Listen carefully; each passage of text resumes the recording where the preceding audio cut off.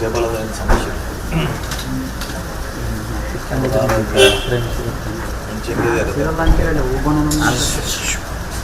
ನಾವು ಕೂಡ ಭೇಟಿ ಆಗಬೇಕು. ಅವರ ಆರೋಗ್ಯ ಭೇಟಿಯಾಗಿ ನಾರ್ಮಲ್ ಆಗಿದ್ದಾರೆ. ಇನ್ನೊಂದು 15 ದಿವಸ ಡಾಕ್ಟರ್ ರೆಸ್ಟ್ ಮತ್ತೆ ಅವರ ಯಥಾಸ್ಥಿತಿ ಪ್ರವಾಸ ಸಮಾಜ ಸುಧಾರಣೆ ಕಾರ್ಯಕ್ರಮ ಪ್ರಯತ್ನ ಮಾಡ್ತಾರೆ. ದುಬೈಯಲ್ಲಿ ಕನ್ನಡಿಗರು ಸಾಕಷ್ಟು ಜನ ಸಿಕ್ಕಿದ್ದಾರೆ. ಅದನ್ನು ತರಲಿಕ್ಕೆ ಪ್ರಯತ್ನ ಮಾಡ್ತಾರೆ. ಕಷ್ಟ, ಯಾಕಂದರೆ ಎಲ್ಲ ಕಡೆ ಬರುವಂಥ ಏನು ಫ್ಲೈಟ್ಗಳ ಕ್ಯಾನ್ಸಲ್ ಆಗಿದೆ. ದುಬೈಗೆ ಹೋಗುವಂಥದ್ದು, ದುಬೈ, ಅಬುದಾಬಿ, ಕತಾರ್ ಮೇನ್ ಇರೋಂಥ ಕನ್ನಡಿಗರು ಭಾಳ ಅದಾರ. ಅಲ್ಲಿ ಪ್ರವಾಸಕ್ಕೆ ಹೋದವರು ಅಲ್ಲದೆ ಅಲ್ಲೇ ಪರ್ಮನೆಂಟ್ ಆಗಿರೋರು ಸುಮಾರು ಜನ ಅದಾರೆ, ಲಕ್ಷಾಂತರ ಜನ ಇದ್ದಾರೆ. ಹೇಳಿದ ಸರ್ಕಾರ ಅಲ್ಲಿ ಎಲ್ಲಿದ್ದಲ್ಲಿ ಇರೋದು ಕೂಡ ಅವರು ಹೇಳಿದ್ದಾರೆ, ನಾವು ಯಾವ ಹೋಟೆಲ್ನಲ್ಲಿ ಅಲ್ಲಿ ಉಳ್ಕೊಳ್ಳಿ, ಅದನ್ನು ನಾವು ನೋಡ್ಬೋದು ಅಂತ ಕೂಡ ಅಲ್ಲಿ ಸರ್ಕಾರ ಘೋಷಣೆ ಮಾಡಿದ್ದಾರೆ. ಆದರೆ ಇರಾನ್ನವರು ಇಲ್ಲಿವರೆಗೆ ಅಟ್ಯಾಕ್ ಮಾಡ್ತಾರೆ, ಅಲ್ಲಿವರೆಗೆ ಹೊರಗೆ ಬರಲಿಕ್ಕೆ ಸಾಧ್ಯ. ಯಾಕಂದರೆ ಅದು ಯಾವ ಕಂಟ್ರೋಲ್ನಲ್ಲಿ ಕೂಡ ಈಗಿಲ್ಲ. ಆದಷ್ಟು ಬೇಗ ವಿಶ್ವಸಂಸ್ಥೆ ಇರ್ಬೋದು, ಬೇರೆ ಬೇರೆ ದೇಶಗಳ ಅದನ್ನು ಮಧ್ಯಸ್ಥಿಕೆ ವಹಿಸಿ ಸ್ಟಾಪ್ ಮಾಡಿದ್ರೆ ಒಳ್ಳೆಯದು. ಇಲ್ಲಾಂದರೆ ಯಾರಿಗೂ ಕೂಡ ಅದರಿಂದ ಸುಖ ಏನಾಗೋಲ್ಲ. ಅಮೇರಿಕ ನಡೆಗೆ ಒಂದು ರೀತಿ ಆಕ್ರೋಶ ಮಾಡ್ತಾರೆ. ಅವ್ರು ಇದೇನು ಹೊಸದೇನಲ್ಲ. ಅವ್ರು ಎಲ್ಲೆಲ್ಲಿ ಬರ್ತಾರೆ, ಇಡೀ ದೇಶ ಕಂಟ್ರೋಲ್ ಮಾಡಲಿಕ್ಕೆ ಮಾಡ್ತಾರೆ, ಹೊಸದೇನಲ್ಲ. ಬೇರೆಯವ್ರು ಕೂಡ ಅದನ್ನ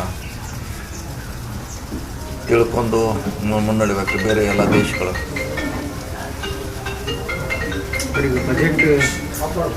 ಆಗ್ತಾರೆ, ಬಜೆಟ್ ಮಂಡನೆ ಮಾಡ್ತಾರೆ.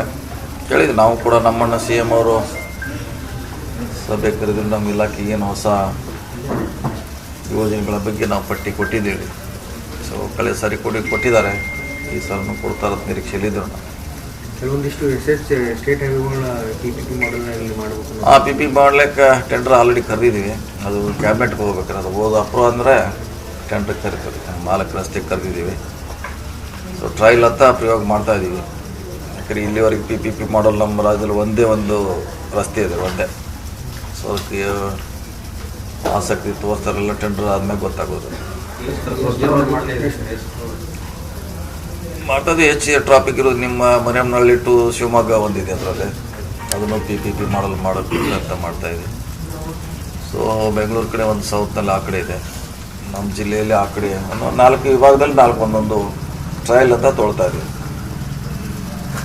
ಜೊತೆಗೆ CM DCM ಒಂದು ಮೀಟಿಂಗ್ ಪವರ್ ಶೇರಿಂಗ್ ಬಗ್ಗೆ ಗೊತ್ತಿಲ್ಲ. ಏನು ಮೀಟಿಂಗ್ ಮಾಡ್ಬೋದಲ್ಲ. ಮತ್ತು ಅವ್ರು ನಮ್ಮ ಉಸ್ತುವಾರಿ ಕಾರ್ಯದರ್ಶಿಗಳು. ಸೊ ಯಾವುದೇ ಸಮಯ ರೆಗ್ಯುಲರ್ ಡೈಲಿ ಮೀಟಿಂಗ್ ಆಗ್ತಾನೆ, ಫೋನಲ್ಲಿ ಮಾತಾಡ್ತಾರೆ, ಇಲ್ಲ ಡೈಲಿ ಮಾತಾಡ್ತಾರೆ, ಇಲ್ಲಾಂದ್ರೆ ಇಲ್ಲಿ ಬಂದಾಗ ಮಾತಾಡ್ತಾರೆ. ಸೊ ಅವ್ರು ನಮಗೆ ಪಾರ್ಟಿ ಕನ್ಸರ್ನ್ ಇರೋದ್ರಿಂದ ಅವರು ಡೈಲಿ ರೂಟೀನಲ್ಲಿ ಮಾತಾಡ್ತಾರೆ. ಬಜೆಟ್ ನಂತರದಲ್ಲಿ ನೋಡೋಣ, ಇನ್ನೂ ಬಜೆಟ್ ಆಗಿಲ್ಲ. ಬಜೆಟ್ ಆದ್ಮೇಲೆ ನೋಡೋಣ. ಬಜೆಟ್ ಆಗಬೇಕು ಸರ್. ಈಗ 2 ವರ್ಷ 3 ವರ್ಷ ಅಂತ ಎಲ್ಲೂ ಆಗೇ ಅಲ್ಲ. ಎಲ್ಲೂ 5 ವರ್ಷ ಇವರೇ ಮುಂದುವರಿತಾರೆ ಅನ್ಸುತ್ತೆ. ನೋಡೋಣ. ಈಗ ಹೇಳಲಿಕ್ಕೆ ನಮ್ಮ ಕಡೆ ಏನಿಲ್ಲ. ಅದೇನು ಅದನ್ನು ಹೇಳಲಿಕ್ಕೆ ನಮ್ಮ ಕಡೆ ಏನೂ ಇಲ್ವೇ ಇಲ್ಲ.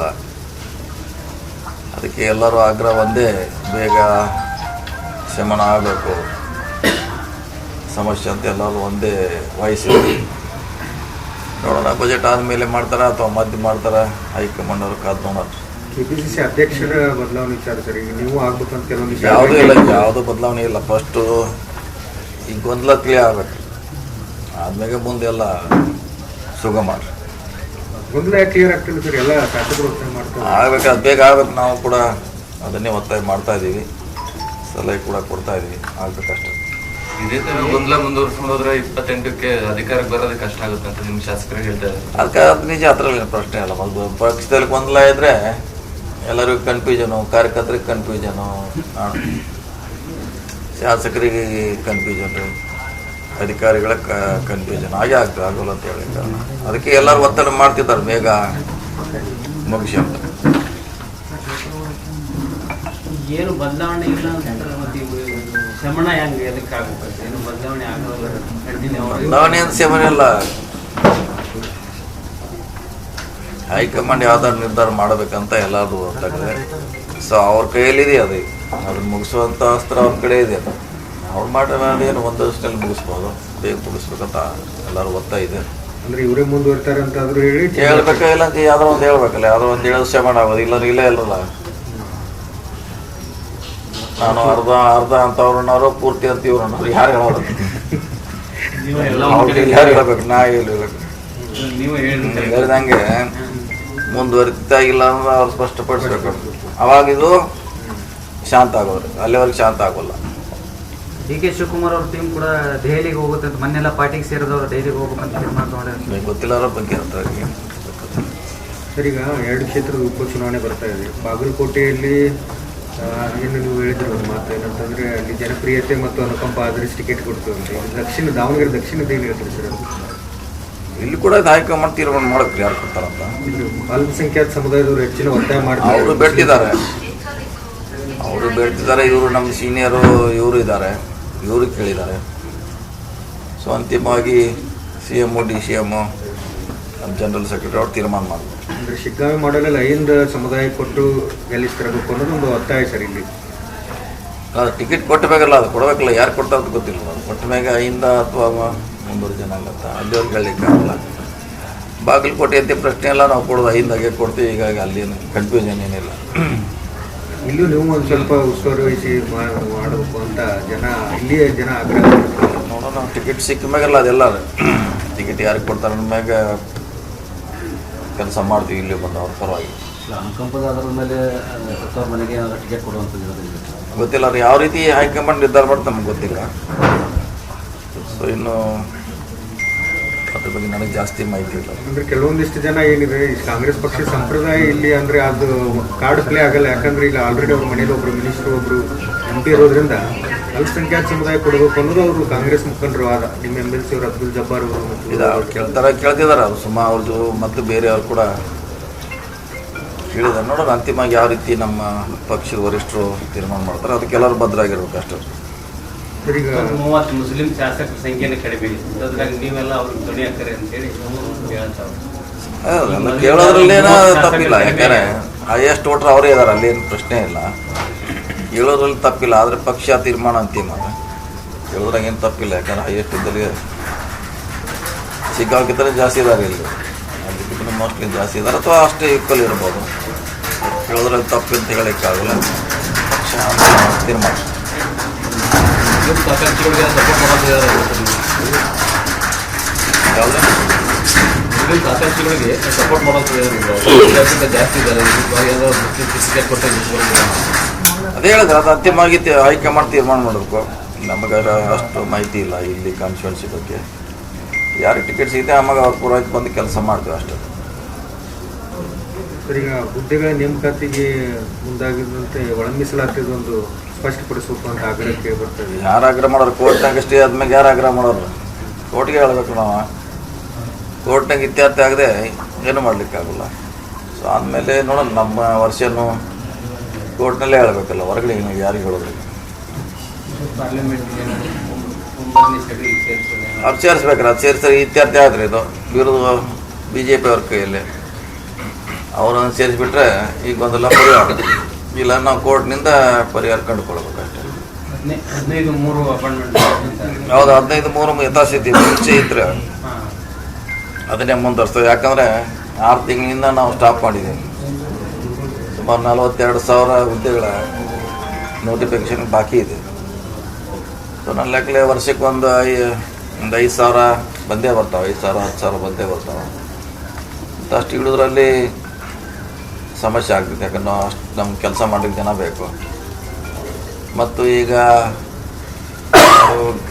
ಯಾರಿದ್ದಾರೆ ಅವರೆಲ್ಲ ವಾಯ್ಸ್ ಮಾಡಿದ್ದಾರೆ, ನಮಗೆ ಡಿಲೇ ಆಗಿದೆ ಅಂತ.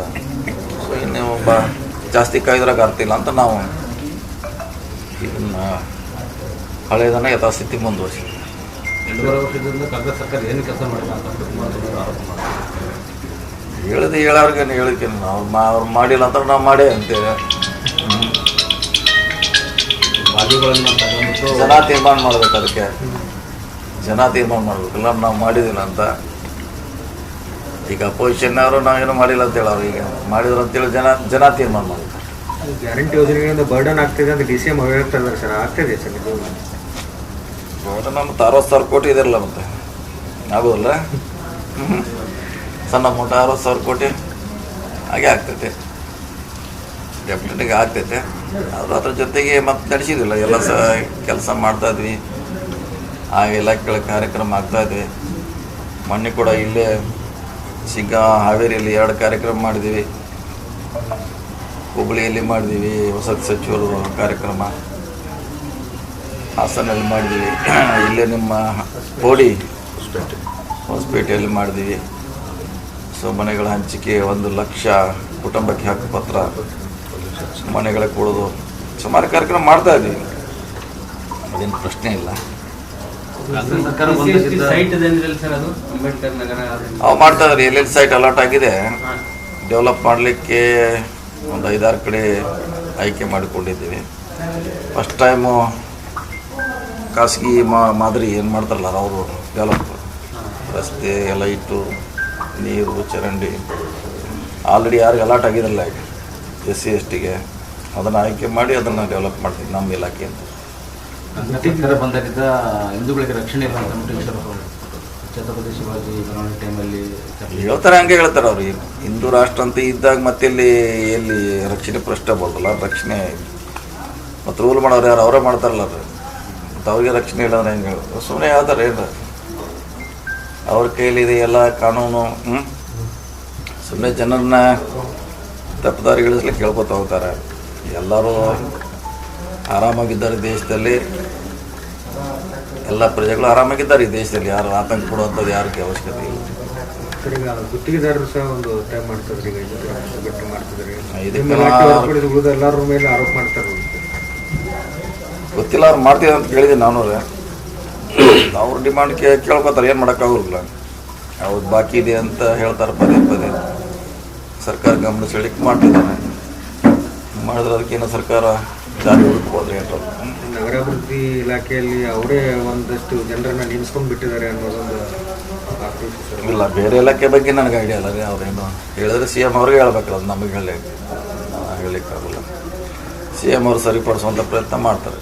ಅವ್ರ ಬಿಡುಗಡೆ ಆಗುತ್ತೆ ಸರ್, ಅನುದಾನ ಅವ್ರದ್ದು ಬಾಕಿ ಇರೋದು ಮಾಡೇ ಮಾಡ್ತಾರೆ. ಇದ್ದಂಗೆ ನಮ್ಗೆ ಎಷ್ಟು ತಿಂಗಳಿಗೆ ಬಿಡುಗಡೆ ಮಾಡ್ತೈತಿ ಫೈನಾನ್ಸ್ ಇಲಾಖೆ, ಅಷ್ಟನ್ನು ಕೊಡುವಂಥ ಪ್ರಯತ್ನ ಮಾಡ್ತೀವಿ. ಮತ್ತೇನಾದ್ರು ಅವ್ರ ಸಮಸ್ಯೆ ಇದ್ದರೆ CM ಗಮನಕ್ಕೆ ತರಲಿ, ಅದನ್ನು ಸರಿಪಡಿಸುವಂಥ ಪ್ರಯತ್ನ ಮಾಡ್ತೀವಿ.